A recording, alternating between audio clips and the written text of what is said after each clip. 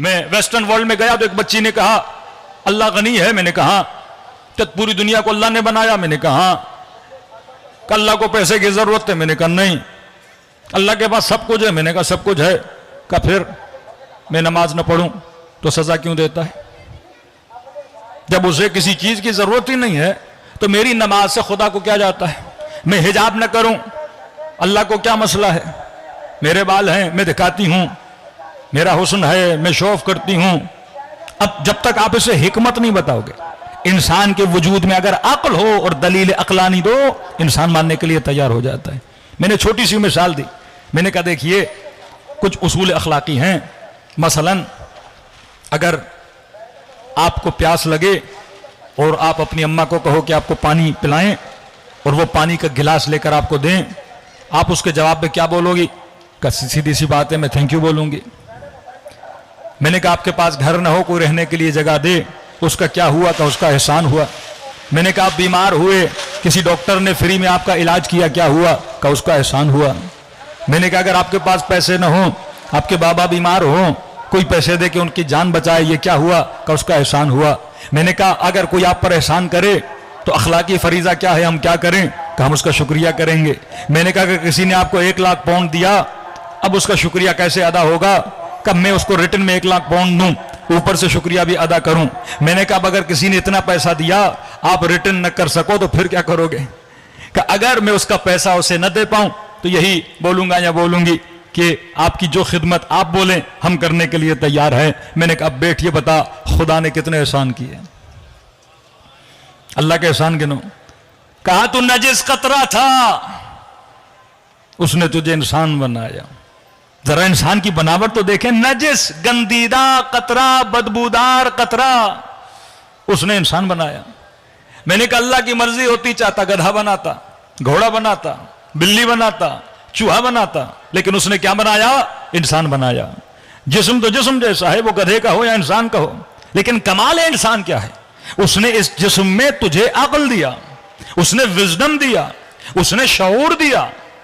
یہ تجھے پتا ہے کہ میں نے سردیوں میں کیا پہننا ہے, گرمیوں میں کیا کرنا ہے, اپنے کمانے کے لیے کیسے جانا ہے, کہ اتنا چھوٹا سا جسم اتنی پوری کائنات کو مسخر کر دیتا ہے, کہ جہاز بنا کے ہواؤں میں اڑاتا ہے, کشتیاں بنا کے سمندروں میں چلاتا ہے. اتنا شعور انسان کو دیا کہ جنگل کے شیر کو قیدی کرتا ہے. اتنا شعور دیا کہ اپنے بدن سے زیادہ بڑے ہاتھی کو قیدی بنا دیتا ہے. پوری کائنات کو گویا انسان نے کنٹرول کیا ہوا ہے. میں نے کہا کس نے دیا؟ کمال ہمارا تو نہیں تھا. کہ کس نے بنایا؟ کہ گاڈ نے بنایا, اللہ نے بنایا. میں نے کہا آنکھیں بھی اس نے دی, زبان بھی اس نے دی, سب کچھ اس نے دیا. اب میں نے کہا یہ بتا اگر پانی کا گلاس بھی کوئی دے آپ اس کو تھینک یو بولتے ہو, کوئی آپ کی جان بچائے آپ اس کا شکریہ ادا کرتے ہو. اب اگر کسی نے 100 روپیہ دیا ریٹرن میں دو گے, شکریہ کرو گے. کسی نے 1,00,000 دیا ریٹرن کرو گے, شکریہ کرو گے. لیکن اگر کسی نے 1 ارب روپیہ آپ کے اوپر خرچ کیا ہے, اب آپ پوری زندگی بھی کماؤ, آپ 1 ارب واپس نہیں دے سکتے. لہٰذا دوسرا راستہ یہ ہے, پہلا یہ کہ شکریہ ادا کرو, دوسرا یہ ہے کہو کہ جناب میں دے تو نہیں سکتا جو آپ نے مجھے دیا ہے, لیکن اگر کہو تو آپ کے در کا غلام بن جاؤں, اگر کہو تو آپ کے در کا خادم بن جاؤں, اگر کہو تو اتنے گھنٹے اپنی زندگی کے آپ کے اوپر خرچ کرنے کے لیے تیار ہوں. تو میں نے کہا سوال یہ ہے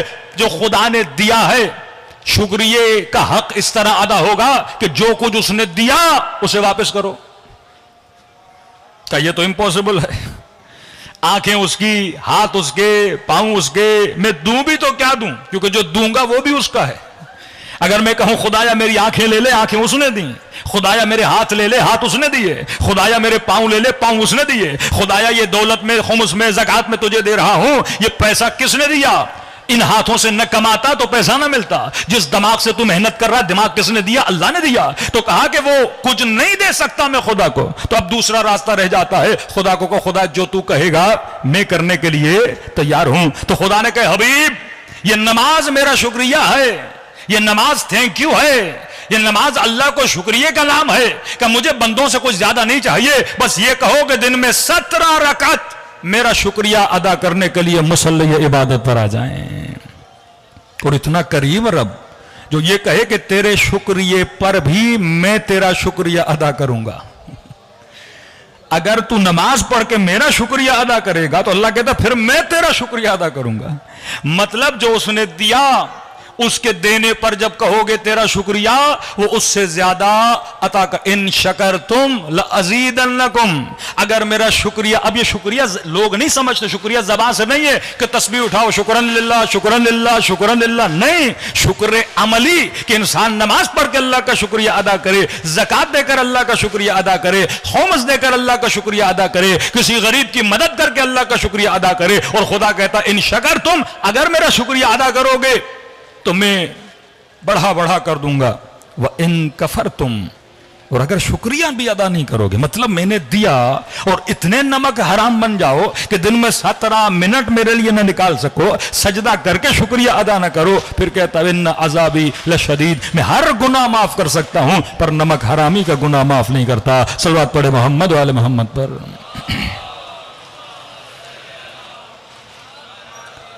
تو جب تک حکمت آپ نسلوں کو نہیں سکھاؤ گے، دین حکمت کا نام ہے، دین بصیرت کا نام ہے.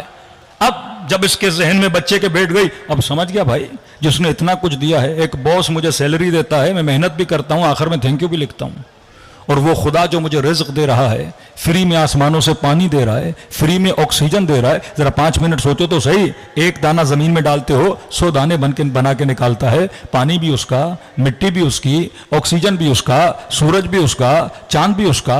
کورونا کے دنوں میں جب انسانوں کو مسئلہ ہوا تو جا کے ہاسپٹل کا جو آکسیجن لگاتے تھے کتنے پیسے لگتے تھے؟ ایک دانت گر جائے تو پیسے والا دانت لگاؤ تو کتنا خرچہ ہوتا ہے، کڈنی فیل ہو جائے، کسی کڈنی لینی ہو تو کتنے لاکھ روپے خرچ کرنا پڑتے ہیں، ڈائلسس ہو جائے، لوگوں کا خون لگاؤ تو کتنا خرچ کرنا پڑتا ہے. اور وہ خدا فری میں سب کچھ دیے جا رہا ہے. تبھی فرمایا اس بدن اور اس نعمت خداوندی کا شکریہ ادا کیا کرو. کفران نعمت یہ بھی ہے کہ اللہ کا شکر بھی ادا نہ کرو، اوپر سے جو اللہ نے امانت دی ہے جوان اس کا خیال نہ کرے، گندی چیزیں کھائے، گندی جگہوں پہ جائے تاکہ جسم بیمار ہو جائے. اس کا بھی حساب و کتاب ہوتا ہے. یہ بدن اللہ کی نعمت ہے اور جو بندہ با بصیرت ہے وہ اللہ کا شکر ادا کرتا ہے. اسی طرح کہا کہ حجاب میں کیوں کروں؟ میں نے کہا دیکھو حقوق العباد ہے. ہم کہتے ہیں نا، مثلاً ایک چھوٹی سی مثال دوں، ٹاپک بہت لمبا ہو جائے گا. مثلاً پاکستان میں تو قانون نہیں ہے، میں یہاں کوئی مثال بھی نہیں دے سکتا. صلوات پڑھے محمد و آل محمد پر.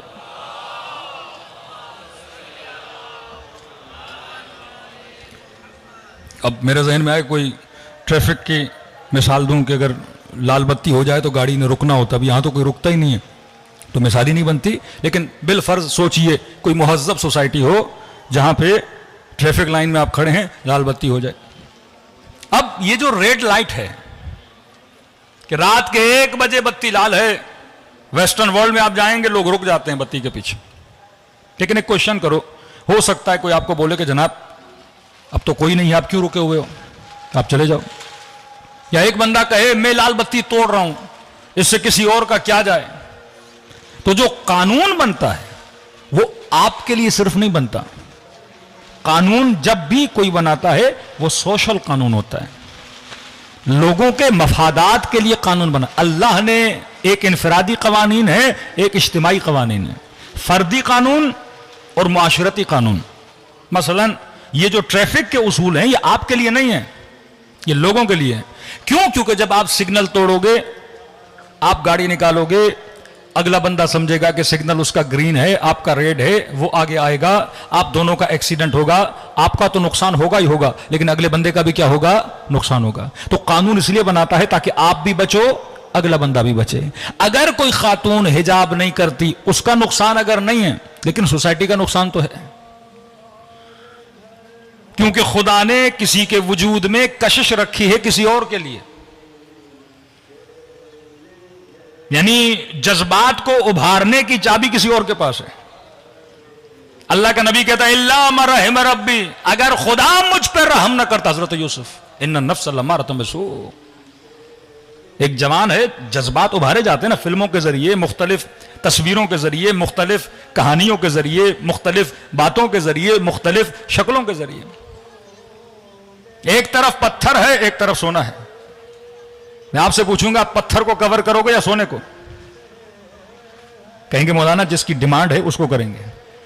معاشرے میں جس کے چور، جس کے خریدار زیادہ ہوتے ہیں اس چیز کو چھپایا جاتا ہے. پتھر کو کوئی نہیں چھپاتا. چائنا کا موبائل جلدی چوری ہوتا ہے یا کوئی برانڈڈ ہو؟ کاپی برانڈز کی بنتی ہے یا چائنا کی بنتی ہے؟ جس کی ویلیو ہوتی ہے اس کی کاپی بنتی ہے، جس کی ویلیو ہوتی ہے اس کے خریدار ہوتے ہیں. تو کوئی خاتون مانے یا نہ مانے، خدا نے اس کے وجود میں مرد کے لیے کشش رکھی ہے، اٹریکشن رکھی ہے، اس کے ناخن سے لے کر بال تک مرد کے لیے کشش ہے. لیکن مرد کے ناخن میں کوئی کشش ہے کسی عورت کے لیے؟ مرد کے بالوں میں کسی عورت کے لیے کشش ہے؟ مرد کی شکل میں کسی عورت کے لیے کشش ہے؟ ہاں تعریف کرے گا کوئی بندہ دکھنے میں اچھا ہے، خوبصورت ہے، لیکن وہ کشش شہوانی نہیں ہے جو خدا نے اس کے وجود میں رکھی ہے، کیونکہ اس کے وجود میں ڈیمانڈ ہے.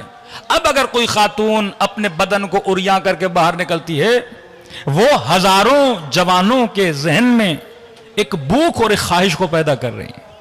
جب ان کی خواہش پوری نہیں ہوگی، اب وہ اس چیز کو حاصل کرنا چاہیں گے. اب حاصل کرنا آسان تو نہیں ہے.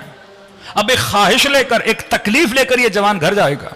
جب گھر جائے گا، یا یہ گناہ خود رضائی میں پڑے گا، یا یہ اپنی شہوت کو پورا کرنے کے لیے زنا میں پڑے گا، گناہ میں پڑے گا. یہ بالکل ایسے ہے کہ ایک بندہ بھوکا ہے، آپ اسے کھانا دکھاؤ اور کھانا کھلاؤ نہیں، یہ تکلیف ہے. تو فرمایا کیونکہ میں نے تمہارے وجود میں لذت رکھی کسی اور کے لیے، تو یہ قطعاً اجازت نہیں ہے کہ آپ معاشرے میں ایسے گھومو. آپ خود کو تکلیف نہیں دے رہے لیکن کسی اور کو دے رہے ہو. دوسرا، کسی اور کو تکلیف نہ بھی دو، اپنے وجود کو بے ارزش کر رہے ہو. اللہ کہتا ہے کوئی چیز فری میں نہیں ہے، میں نے تمہاری عزت رکھی ہے، پردے میں رہو. اگر کوئی تمہاری چاہت رکھتا ہے، وہ عزت و احترام کے ساتھ تمہارے گھر آئے گا، تمہارا رشتہ مانگے گا. جو تم ڈیمانڈ کرو گی اس پر دینا واجب ہے. حق مہر عورت جو مانگے، 1 کروڑ بھی مانگتی ہے تو اس کا حق ہے مرد کو دینا ہے. 1 ارب بھی مانگتی ہے، اس کا حق ہے، اس کی مرضی ہے وہ کتنا مانگتی ہے. اخلاقی پہلو پہ بات نہیں کر رہا، لیکن اس کی جو ڈیمانڈ ہے وہ مرد نے پوری کرنی ہے. اور جب آپ کو اپنے گھر میں لائے گا، کمائے گا، وہ زحمت وہ کرے گا، محنت وہ کرے گا. اب کہیں کہ عورت اور مرد ایکول ہیں، ہم جاب کیوں نہ کریں، ہم کام کیوں نہ کریں. بندے خدا، ہر کسی کا بدن خدا نے الگ الگ بنایا ہے. امیر المومنین سے پوچھا کہ عدالت کیا؟ فرمایا وضع الشیء علی مکانہ. حکمت کو سمجھو، صاحب بصیرت بنو. فرمایا عدالت کا مطلب مساوات نہیں ہے. یہ دنیا کا بے وقوف ترین نعرہ ایکوالٹی. ایکوالٹی کائنات میں ہے ہی نہیں. کون سی چیز ایکول ہے؟ ہماری شکلیں ایکول ہیں، ہمارے رنگ ایکول ہیں، ہمارے قد ایکول ہیں. پھر افریقن کہیں کہ مجھے کالا کیوں بنایا، آپ کہو کہ مجھے مثلا گندمی رنگ کا کیوں بنایا. پھر انگریز تو بہت زیادہ خوبصورت ہیں، وہ گورے ہیں. اللہ کے معیار شکل و صورت نہیں.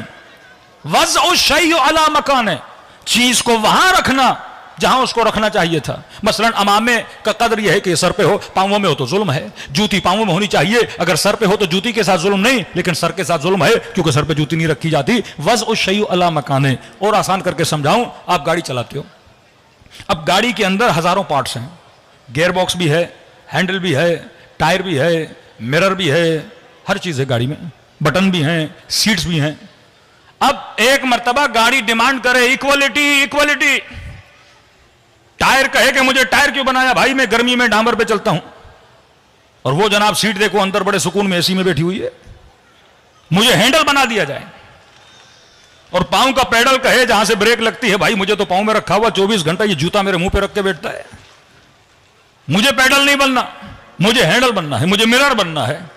اب سارے مرر بننا چاہیں، سارے ہینڈل بننا چاہیں تو گاڑی رہے گی؟ گاڑی تب بنتی ہے جب ڈیوٹیز تقسیم ہوتی ہیں. کسی نے ٹائر کا کام کرنا ہے، کسی نے مرر کا کام کرنا ہے، کسی نے گیئر باکس کا کام کرنا ہے، کسی نے ہینڈل کا کام کرنا ہے. جب تک معاشرے کے اجزاء اپنی ڈیوٹی کو انجام نہیں دیں گے تب تک معاشرہ تشکیل نہیں پاتا. عورت مردوں والے کام کرے، مرد عورتوں والے کام کرے تو گھر کیسے چلے گا؟ ڈیوٹیز کو تقسیم کرنا ہے. اللہ نے کہا مرد کمائے گا، عورت تربیت کا کام کرے گی. کیونکہ مرد نے کمانا تھا، اس کے جسم کو تنومند بنایا، مضبوط بنایا. کیونکہ عورت کے جسم نے کمانا نہیں تھا، اس کو نازک بنایا. ہر کسی کی بناوٹ خدا نے الگ بنائی ہے. مرد ہیوی کام کرتا ہے، ہیوی لوڈ اٹھاتا ہے، عورتیں وہ کام نہیں کر سکتی. عورتوں کے جسم کی جو روٹین ہے، خدا نے مثلا ماہواری آتی ہے، ان دنوں میں کام کرنا مشکل ہے. عورت 9 مہینہ حاملہ ہو جائے گی، کام کیسے کرے گی؟ اگر ڈپریشن میں ہوگی تو بچے پہ اثر ہوگا. بچہ پیدا ہو گیا تو تربیت کیسے کرے گی؟ تو یہ تقسیم کر دیے کہ تو کمانے جا، یہ بچے کو پالے گی، یہ گھر کو سنبھالے گی. تمہارا کام ہے کہ نفقہ کماؤ، اس کے اوپر کبھی بھی فائنینشیل لوڈ نہ ڈالو. تو خدا نے جو قوانین بنائے وہ فردی نہیں ہے. ہو سکتا ہے وہ قانون مرد کو اچھا نہ لگے کہ میں کیوں کماؤں، ہو سکتا ہے حجاب کا قانون ایک عورت کو اچھا نہ لگے کہ میں کیوں پابندی میں پڑھوں، یہاں مسئلہ آپ کا اور مسئلہ اس کا نہیں ہے، مسئلہ سوسائٹی کا ہے۔ اللہ ہر کسی پہ ذمہ داری ڈالتا ہے، یہ نہیں چاہتا کہ میری بد حجابی سے کوئی جوان گمراہ ہو جائے، اور یہ بھی نہیں چاہتا کہ جوان کے کسی غلط کام سے کسی خاتون کو تکلیف آ جائے۔ تو معاشرے میں جتنے قانون بنتے ہیں وہ انسان کی بناوٹ سے ہیں، کیونکہ خدا بالعباد بصیر ہے، وہ صاحب بصیرت ہے، اس نے جو کچھ بنایا ہے بصیرت اور حکمت کے تحت بنایا ہے۔ اب یہ حکمتیں اگر آپ کے برین میں آ گئیں پھر آپ اللہ کا شکر بھی ادا کرو گے، پھر آپ حمد خدا بھی کرو گے۔ ہمارے گھروں میں مسئلے کیوں ہیں؟ کیونکہ ہم نے صرف نماز کو پکڑا، ہم نے صرف کئی ایسی خواتین حجاب کرتی ہیں پر حیا نہیں ہے۔ بھائی حیا کا مطلب یہ ہے کہ انسان نامحرم سے بات کرے تو حیا ہونی چاہیے، شرم ہونی چاہیے، لیکن سر پہ دوپٹہ ہو، 10 نامحرموں سے باتیں ہو رہی ہیں، ہنسی مذاق بھی ہو رہا ہے، گفتے اور گپے بھی لگ رہے ہیں، مطلب اس نے حجاب کا کانسیپٹ نہیں سمجھا۔ کانسیپٹ آف حجاب یہ ہے کہ خود کو نامحرموں کی نگاہوں سے دور کرو، خود کو طمع کی نگاہوں سے دور کرو، خود کو شہوت کی نگاہوں سے دور کرو، اور جو اصول اللہ نے بتائے ہیں اس اصول پر اگر معاشرہ چلے گا تو پھر اس معاشرے کو امام زمانہ کا معاشرہ، عاشورائی معاشرہ بول سکتے ہیں۔ صلوات پڑھیں محمد و آل محمد پر۔